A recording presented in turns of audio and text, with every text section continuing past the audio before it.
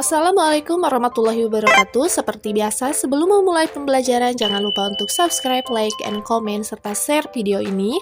Dan terima kasih banyak buat kamu yang sudah subscribe. Bagi kamu yang belum, mohon subscribe ya. Oke. Dalam pembahasan kali ini, kita masih di bab 2, yaitu Norma dan Undang-Undang Dasar Negara Republik Indonesia tahun 1945. Dan yang akan kita bahas sekarang itu bagian C-nya, yaitu Undang-Undang Dasar Negara Republik Indonesia tahun 1945 sebagai dasar hukum tertulis negara. Manusia adalah makhluk hidup dan makhluk sosial, maka ketika manusia ada dimanapun dan tinggal dimanapun, pasti akan ada norma atau aturan yang mengikatnya. Misalnya saja di keluarga, tentu bukan hanya ada satu norma, melainkan akan ada beberapa norma atau aturan di dalam keluarga tersebut. Seperti saja aturan untuk beribadah, aturan dalam berbicara satu sama lain, aturan menjaga kebersihan, aturan untuk saling membantu, dan sebagainya.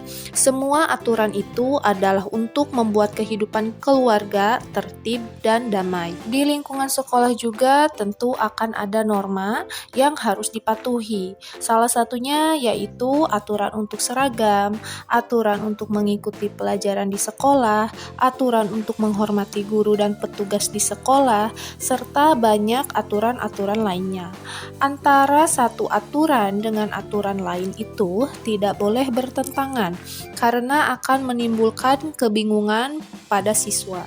Sementara di masyarakat, norma atau aturannya itu lebih banyak lagi, karena lebih banyak urusan yang perlu diatur. Ada aturan tentang mengolah sampah warga, aturan untuk menjaga keamanan lingkungan, aturan untuk mencegah penyebaran nyamuk guna menghindari wabah penyakit, dan lain sebagainya. Di rumah, di sekolah, serta di masyarakat terdapat banyak aturan. Maka di dalam sebuah negara tentu terdapat lebih banyak norma atau aturan, karena urusan yang perlu diatur lebih banyak.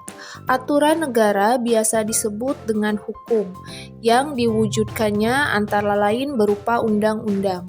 Undang-undang adalah hukum tertulis dalam sebuah negara. Yang selanjutnya perlunya dasar hukum tertulis. Kalian tentu menyadari betapa banyak aturan yang dimiliki oleh negara untuk mengatur masyarakatnya, baik aturan itu berupa undang-undang maupun aturan lainnya.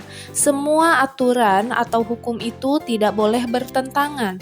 Hal tersebut diperlukan agar hak dan kewajiban yang harus dipenuhi masyarakat menjadi jelas. Agar hukum tidak bertentangan, maka perlu adanya dasar hukum tertulis. Semua undang-undang atau aturan di dalam negara perlu bersumber pada dasar hukum tertulis.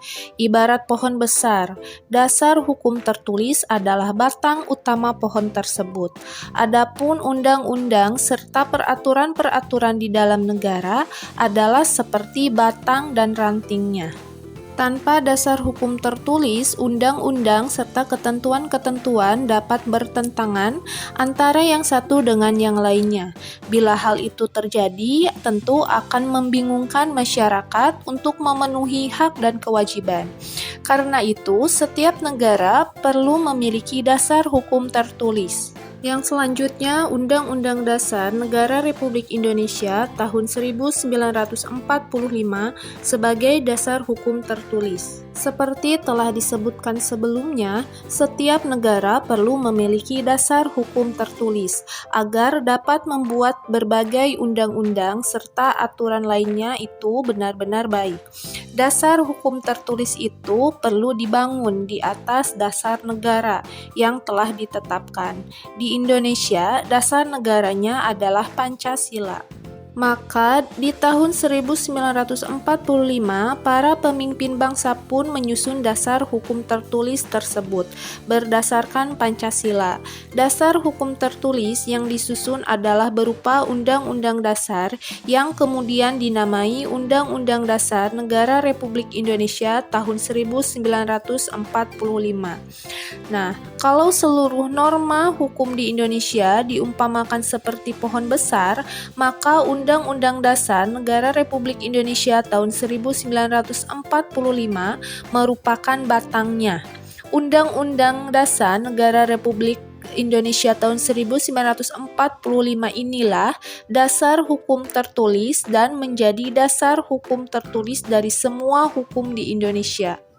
Itu ya untuk pertemuan kali ini, mudah-mudahan apa yang telah disampaikan dapat bermanfaat. Sampai bertemu di video selanjutnya. Wassalamualaikum warahmatullahi wabarakatuh.